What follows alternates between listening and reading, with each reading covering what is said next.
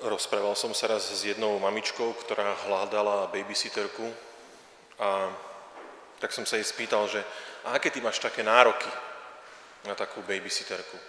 No tak to už keď ju vidím vo dverách, už by mi mala byť sympatická, potom mala by som vidieť, že je sympatická aj môjmu chlapčekovi a mala by sa vedieť s ním hrať a mala by byť presná a úplne vysypala zo seba zoznam vecí. Ja som si povedal, no taká babysitterka neexistuje, ale to som si len pomyslel. Hej. A potom som sa rozprával s jedným personalistom a vravím, sa ho pýtam, že počúvaj, aké sú nároky tam, keď tam k vám prijímate ľudí, tak čo sa tam vlastne, na čo pýtaš? A tak zase začal zoznam.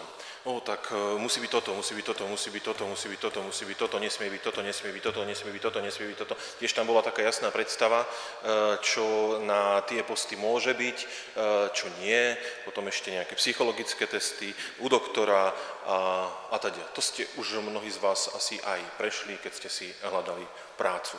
Možno ste sa cítili fakt, akože tu asi naozaj len stroj môžu prijať. A aj to je ešte podmienka, že ten stroj musí byť ľudský. U nás je to také normálne, že my máme svoje predstavy, ako by veci mali ísť. Ono to dokonca niekedy bez toho ani nejde. Ale keď my toto našijeme na život s Bohom, tak nám začne problém. My ho nazývame problém. Keď my toto našijeme na život s Bohom, začína veľké dobrodružstvo. Dobrodružstvo toho, ako nám Boh začne rúcať tie naše predstavy. A toto, keď nám Boh začína rúcať naše predstavy, to my voláme problém. A to nie je problém, to je veľký dar, že Pán Boh má stále odvahu to robiť. Lebo my veľakrát pred Boha prichádzame presne tak, ako keby on nám išiel robiť tú babysitterku. Máme predstavy, čo má robiť. Máme to jasne zadefinované, ani nie je tak jasne zadefinované, ako v sebe máme jasnú predstavu, ktorú my mnohokrát ani sami nepoznáme. Len zrazu, keď ten druhý neurobí niečo tak, ako máme vnútri tú predstavu, tak máme problém. To sa nedieje len v našom vzťahu s Bohom, ale to sa deje normálne v tých našich medziľudských vzťahoch. Niekedy sa tak sami seba pýtam, a to prečo som tak vybuchol? Alebo prečo ma toto tak irituje?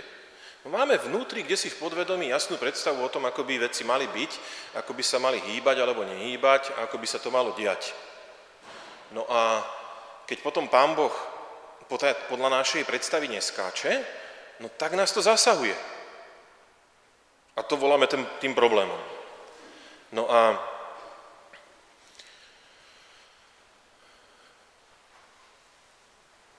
niekedy aj tam naša modlitba tak vyzerá, ako keby sme boli tými personalistami. Že prichádzame s dlhým štosom vecí, ktoré by Pán Boh nejako mal nám splniť. A my sme v takomto stave úplne neschopní pochopiť Božiu cestu. Ak my sa držíme tejto svojej predstavy, tak sa stávame neschopnými vidieť veci z iného uhla a tým pádom ich nevieme vidieť ani z iného uhla, napríklad z uhla môjho blížneho a už vôbec nie sme schopní sa na svoje predstavy, na svoje plány a na svoje túžby a potreby pozerať z uhla Božími očami. A čo nám, keď sme takto zaslepení, lebo to sme úplne všetci v tomto tak, čo nám vlastne môže pomôcť k tomu, aby sme sa vedeli pozrieť na to z iného uhla. Nutne na to, aby sme vlastne vedeli, čo ten Pán Boh môže v budúcnosti pokaziť, v čom môže vlastne prísť ten problém, tak my najprv potrebujeme si pomenovať, aké tie očakávania vnútri máme. A na toto, aby sme to vedeli naozaj, nemusí to byť verbalizované, ale musí to prejsť z toho takého hlbokého podvedomia do vedomia. Že toto ja naozaj čakám od Pána Boha. Ja naozaj čakám od Neho, že môj manžel bude dokonalý otec. Kým si toto žena nepovie, že ona má takéto očakávania od Pána Boha, že Pán Boh z nej spraví dokonalého otca, tak bude z nej Ježiš baba aj pred Pánom Bohom, aj pred tým manželom. Ona to nebude vedieť. Ona nebude vedieť, prečo ju stále rozčuluje. Ona nebude vedieť, prečo na neho stále vyštekne. Ona si musí vedieť pomenovať, čo to ja vlastne očakávam. A to isté je aj s mužmi. A to isté je s nami kňazmi. A to isté je s našimi mamami a otcami a detkami. A to isté s vašimi deťmi. Máme nejaké tie očakávania a kým ich nemáme pomenované, tak nás ovládajú. Oni majú nad nami celkom takú solidnú moc. Ale na to, aby sme ich pomenovali, my potrebujeme nadobudnúť kontakt s našim vnútrom. A na to, aby sme mohli nadobudnúť kontakt s našim vnútrom, potrebujeme čo? Tak, ticho. Potrebujeme ticho. A toto robí Ježiš. Ježiš ako človek prežíva ten istý problém. Prežíva ten istý problém, že má tiež svoje predstavy. Že má svoje túžby, má svoje potreby. Dokonca ten taký proces toho poznávania, toho mentalizovania tých svojich túžob prebehne napríklad v Getsemanskej záhrade, kedy Ježiš vstúpi do kontaktu najprv so sebou a potom to, s čím vstúpi do kontaktu, to hovorí otcovi. Otče, ak je možné, nech ma minie tento kalich. Ježiš si najprv pomenuje, čo chce on. On nejde ako veľký hrdina hneď k tomu, že Pane Bože, toto je tvoja vôľa, nech ma minie tento kalich. On si najprv pomenúva, čo chce on. Má kontakt s tým, čo chce on. A toto aj hovorí Bohu. Oče, nech ma minie tento kalich. A až keď si pomenuje to, čo chce on, môže to oddeliť od toho, čo chce Boh. A až vtedy môže prísť na to, že aha, ale Boh by mohol chcieť aj niečo iné. Ale keď my nemáme tento kontakt sami so sebou, tak my prichádzame do modlitby s tými našimi zoznammi a v podstate Pánu Bohu ideme predstaviť to, čo on chce. Pane Bože, toto a toto nie. A niekedy sme naozaj úprimne presvedčení, že ten zoznam, s ktorým prichádzame, že to tak má byť. Ale skúsme si to niekedy napísať. Čo teda tak má byť? A potom sa postavme pred Boha. A povedzme mu, toto chcem ja.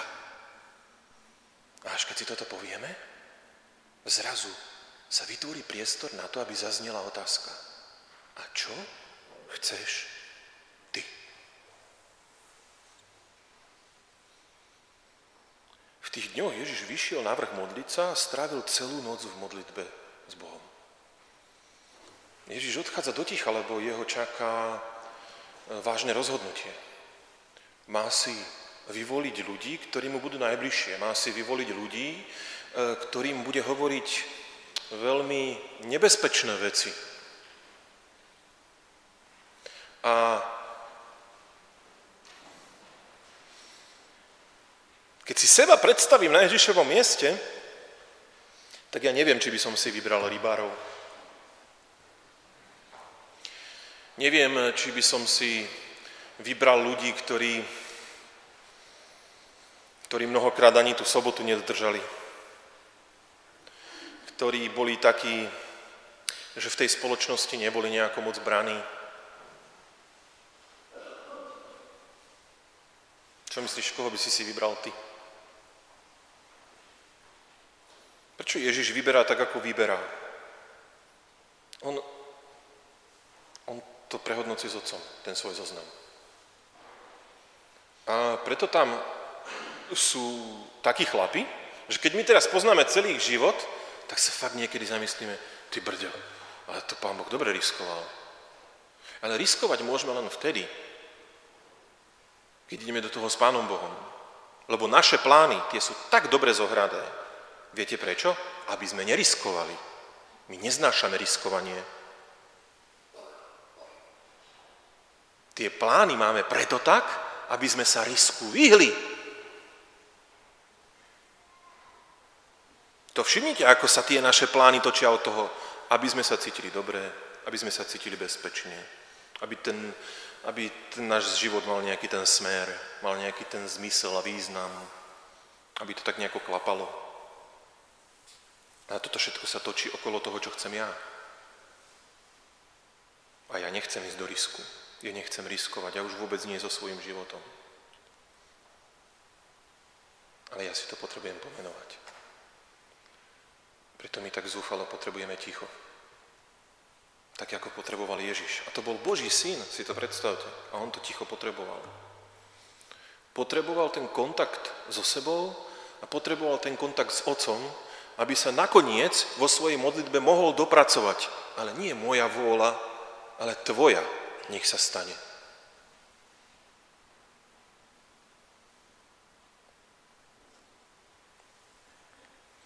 Pozývam vás do tohto kontaktu. Možno nie len pred takými veľmi dôležitými rozhodnutiami, aké robí Ježiš, keď si volí naozaj tých svojich 12, ale aj v tých iných našich okolnostiach života. Vstupovať do ticha. Pamätám sa, keď som sa obrátil, bol to problém nájsť ticho.